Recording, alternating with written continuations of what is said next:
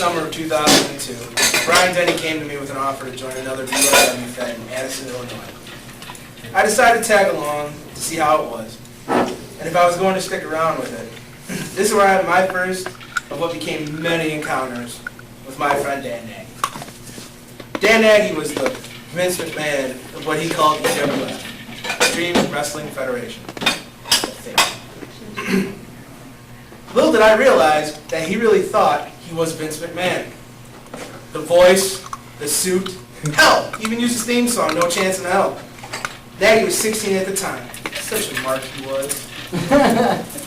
After 15 minutes with Little McMahon, he had me believing that I had just signed a multi-million-dollar contract with the greatest BYW Fed of all time.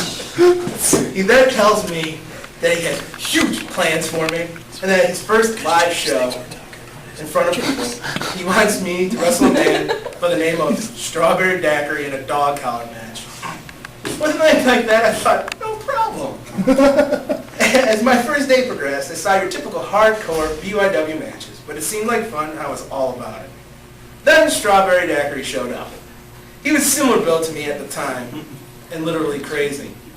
After I saw his match and how psycho the man was, and how he literally beat Dan Nagy with a kendo stick, I was nervous as hell. I went to Mr. McNaghy with my concerns, and he told me, don't worry, that everything would be okay.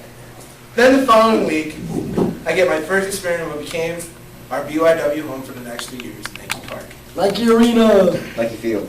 Reassured by Vince McNaghy that everything would be okay, I talked to my opponent to calm my nerves. Then during his match, he decided to put a cigarette out on his arm. Danny Mac saw this and looked at my face and saw fear written all over it. Needless to say, the match went well, and I died. But had a blast as I went over and pissed off all the people that came. I then got the opportunity to wrestle Dan in a four-way match, which was probably one of the largest mistakes I ever made in my life. He picks me up off the tarp and whispers to me, don't move. To which I replied, like the true professional that I was, okay. What happened? Bam! Bloody nose, deviated septum. Enough ribbing though.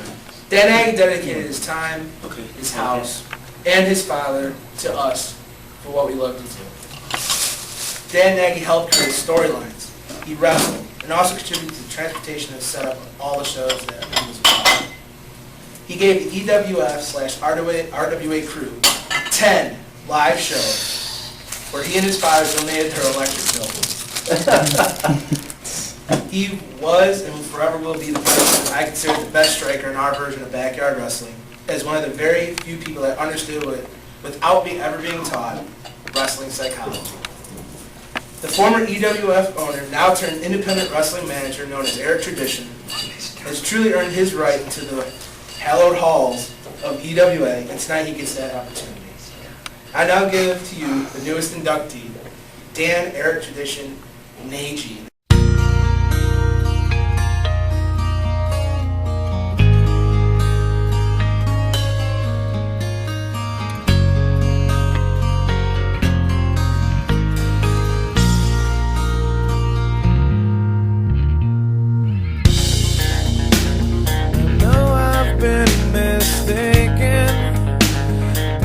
Give me a break and see the changes that I've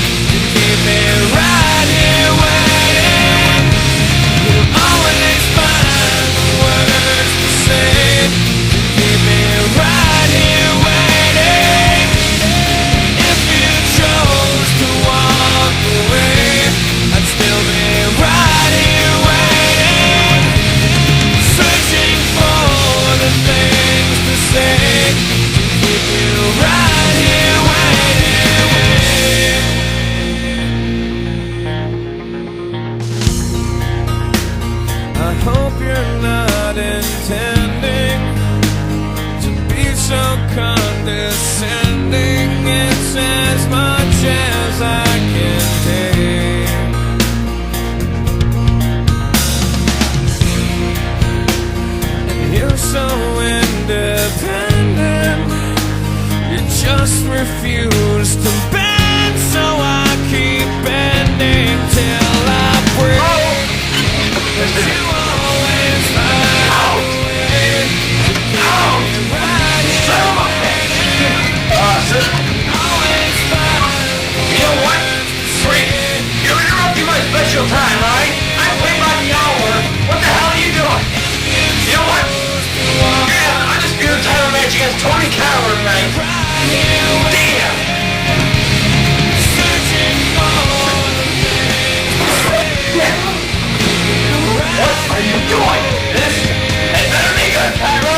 You just made a match with me with Tyson Duncan. You're right. I almost lost. Cairo, do you know what you're doing in here? He kicked out 3 times on the chiropractor. You understand that? I'm the undisputed champion. I'm Tony.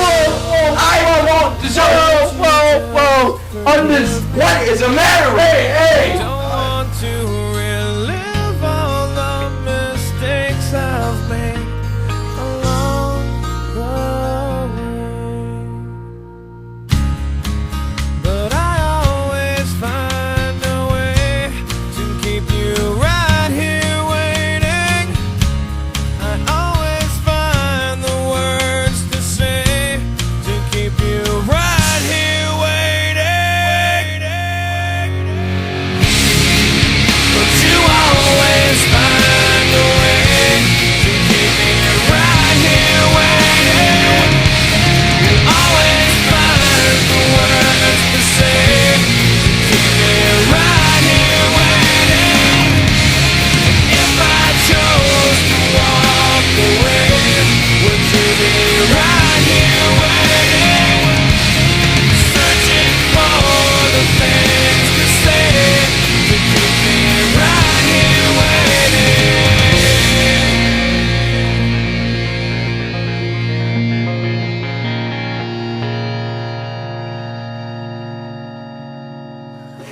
Ladies and gentlemen, Hi. and Maggie. I've seen him naked. Woo! He's huge. Magnifying glass, that's what that was. I knew it! I've heard magnifying glass for Dan. It's been a long time. It started as a hobby, just a little bit of a passion, and it steadily grew into a family. And in thinking about what I was going to say up here, I really couldn't put into words, so I'm just going to shoot from the heart. There are similarities and differences from what we did back then to what we do today. And moving forward, obviously everybody in the room knows what we do now. There's a lot of differences. The talent's a lot different. What we do is a lot more complicated. The things that are the same is the passion.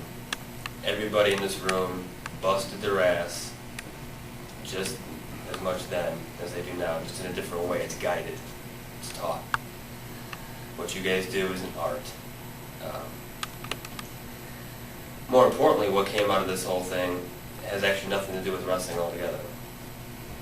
Like I said, it started with a family, which I am truly privileged to be a part of.